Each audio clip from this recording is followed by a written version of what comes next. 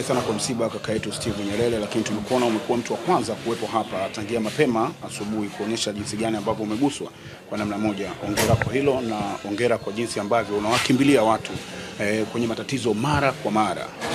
Nitamani kufahamu taarifa jinsi ambavyo ulipata ya msiba huu wa Sebo ilikuwaje?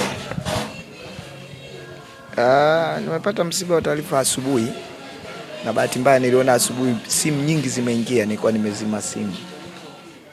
Na sio kawaida yangu. Simu nyingi naona ndugu zangu kina Edo, kina Roja, simu ilikuwa mengi sana usiku. Sasa bahati nzuri simu zetu hizi za kisasa hizi asubuhi unakuta waliokupigia wote. Kapata butwa na wengine wakaanza pole Steve kwa rafiki. Nini? Rafiki gani? Na kuna mtu mmoja anitumia pole sana Steve, nikamwambia kuna nini? Kuangalia nakuta Sebo ametangulia mbele yake. Cha kwanza tunamshukuru Mungu kwa maisha yake. Tunamshukuru Mungu kwa maisha yake, na hatuna maneno mazuri sana ya kuzungumza kwenye kifo. Na kwenye kifo hakujawahi kutokea kuwa mtu ana maneno mazuri.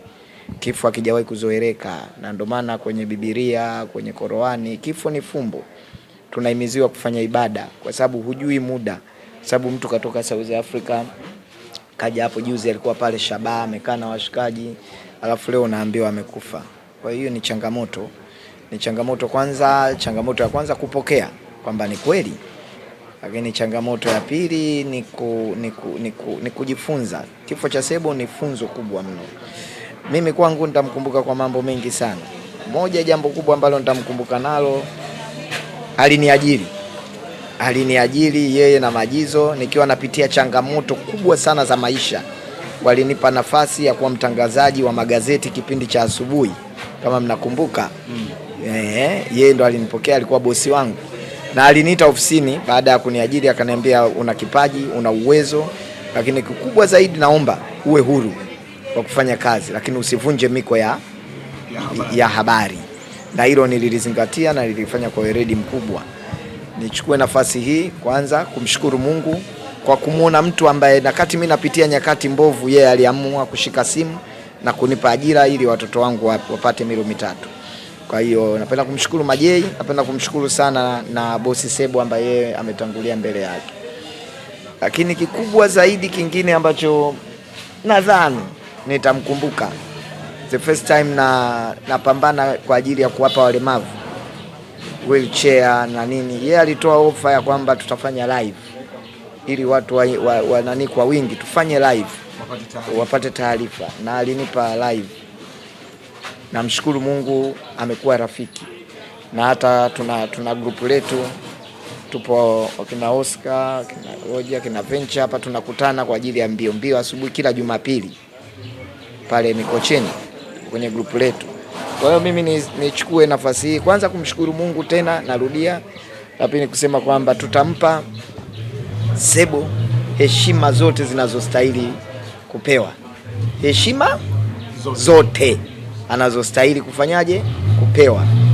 Nami kama mfanyakazi ambaye nilikuwa mwajiriwa wa IFM, tutashirikiana na wenzangu kuhakikisha tunampatia heshima zote. Wadau mbalimbali wamekuwa wanatupatia salamu za pole, lakini jioni pale tutakapopata ratiba kamili nzuri, lini tunazika, tunaaga wapi, tunafanya nini, itatolewa rasmi. Niseme tu Bwana ametoa na jina la Bwana libarikiwe. Na baada ya kupata taarifa, labda kama ulifanya dodoso, wanasema nini kilimsumbua, kwa sababu imekuwa ni ghafla kidogo? Hatuwezi tukazungumzia sana maradhi yaliyomsumbua Sebo. Hiyo iko chini ya familia, lakini sisi tunataka kuzungumzia tu kwamba uhai wake, aliishi vipi na watu. Kwetu sisi uhai wake una maana zaidi, kwamba alitupa ukaribu. Na nikukumbushe tu, Sebo alikuwa na tabia moja ambayo hapa kila mtu anaijua. Sebo anakuwa na uwezo wa kukukaripia ukazani mmegombana, mtaongea miaka 10. Anaweza kukaripia, lakini binadamu lazima apitie mambo matatu. Huwa anasema lazima apitie kudhalilika, kukosolewa, na vile vile hata mtu anayekukaripia anataka kukutengenezea njia kesho na kesho kutwa. Kwa hiyo mimi kwangu Sebo ameshawahi kunikaripia sana sana, sio mara moja sana, lakini nia ya kunikaripia ni kunisawazisha niwe imara zaidi. Kipi unakumbuka, karipio gani unalikumbuka mpaka leo lakini unasema lilinifunza? Karipio la kwanza, kuna siku nilichelewa kazini. Sasa nikawa naishi kimazoea, nikiamini hawezi kunifokea. Aliniita almost niongea naye dakika 30. Lakini katika karipio lake ananifundisha na maneno ya maisha kwamba Mungu amekupa hii nafasi, itumie, ni ya muda. Alinikaripia sana. Nilijisikia aidha niache kazi, niliona kama nanyanyasika. Lakini baadaye nilipopata, binadamu ana akili mbili anapokaripiwa. Binadamu ya akili timamu inakuja baada ya kupumzika masaa machache. Lakini maamuzi yanayokuja baada ya kukaripiwa, aidha kuacha kazi au kuacha kazi au kuona kwamba amedhalilishwa, ni maamuzi yale yanayotokana baada ya kukaripiwa. Kwa hiyo mimi kwangu nilijipa muda. Kwa nini Sebo kanisema? Nikaja kugundua mimi na makosa. Kwa hiyo nilimweka katika kundi la watu ambao wana nafasi ya kunikaripia. Ni ngumu sana kwa umri wa kwetu sisi na umri wa vijana wa sasa hivi kumpa nafasi kijana mwenzako kukukaripia. Kwa hiyo mimi kwangu namshukuru Mungu sana kwa Sebo, alinisaidia na narudia tena, alinipa ajira.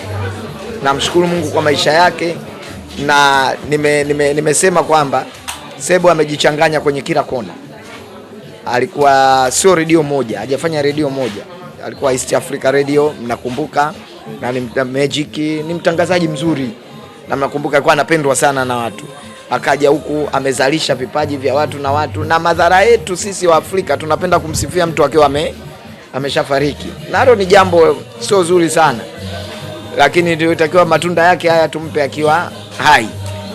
Ndio maana sisi wengine mimi katika akili yangu nimepanga ndani ya mwaka huu lazima nifanye kitu kinaitwa Achievement Awards. Achievement Awards ni watu waliofanya vizuri na mchango mkubwa kwa taifa. Awe msanii mdogo, awe mwandishi mdogo, awe mwanahabari. Mimi kama mwenyekiti wa Mama Ongea na Mwanao nimesema ili lazima nilifanye kubwa. Awe mtu wa mwandishi mchanga kabisa, awe mwandishi chipkiz, lazima tuandae kitu kinaitwa Achievement Awards. Angekuwepo Sebo sasa hivi tungekuwa tumeshampatia Achievement Awards. Kwa hiyo unaona kwa namna moja ama nyingine tunavyopotea, na niwasihi tu ndugu zangu, tunatembea na kifo, na ndani ya kifo ni fumbo, hatujui siku, hatujui saa. Basi ni muda wetu wa kusali. Usijione umeamka una afya njema, una uwezo wa kupiga simu, una uwezo wa kula, una uwezo wa kucheka, unaweza kukaripia mtu, lakini una sekunde moja ya kuishi. Kwa hiyo niombe sana tumkumbuke Mungu. Kama una uwezo wa muda wa kukaa masaa 2 ama 3, basi una uwezo wa kukaa kanisani au msikitini dakika 45. Kwa sikio lako, kwa jinsi ambavyo tuona sisi vijana ambao tunachofikia kwenye tasnia ya habari, unadhani ni kitu gani ambacho tuondoke nacho kutoka kwa marehemu Sebo kama alama na kuishi nacho kwenye kazi ambazo tunazifanya kwa jamii? Usubutu. Wengi hampendi kusubutu, wengi mnaamini mlipoajiriwa basi ndio mnaweza ikawa maisha yenu ndio hapo mpaka mwisho. Maisha hayawi mwisho. Umeajiriwa, umefunguliwa ukurasa. Onyesha bidii, onyesha maarifa, onyesha juhudi, nenda kafanye usubutu mbele. Unaweza kuwa.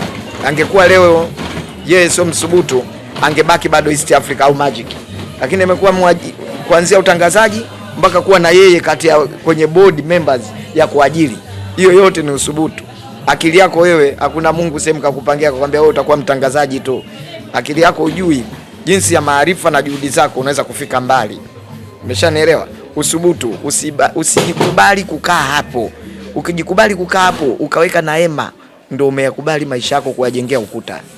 Usikubali. We Mungu hajakupangia hapa. We Mungu amekupangia kule, lakini anakuangalia juhudi zako. Nenda kafanye juhudi. Kama mtangazaji ongeza juhudi. Unapiga vipi kamera? Kama unahoji, kafanye juhudi. Nenda kwenye ma-TV makubwa, wenzako wanahoji kwa njia gani? Ubunifu upoje? Sio unahoji tu ile kila siku, kila siku. Watu hawawezi kukuona. Watu wanakuona kutokana na ubunifu. Yaani ukiwa mbunifu watu wanakuona. Lakini usipokuwa mbunifu watu watakuzoea. Na ndio maana unakuta hata wasanii wetu unakuta kila siku anaimba nyimbo ile kubana sauti. Ukimkuta mwigizaji wetu kila siku anaakti ile yeye ndo kaua. Sasa hatuwezi kupata watu wa namna. Kwa hiyo Sebo alikuwa mbunifu. Ametoka utangazaji.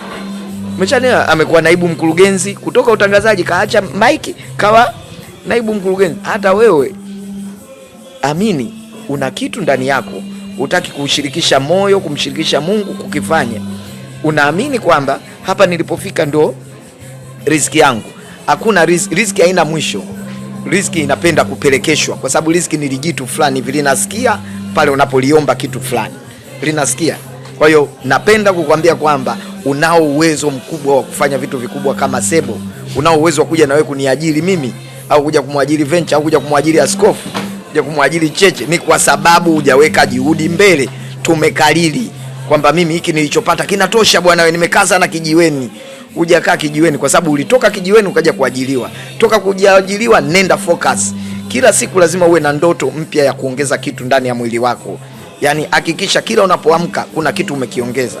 Na ndio maana mimi nawasia hata nyewe watangazaji wa sasa, ingieni kule, angalieni mna television, angalieni wenzenu wanafanya nini. Kuiga ujuzi sio dhambi. Mungu hajawahi kukataza kuiga ujuzi.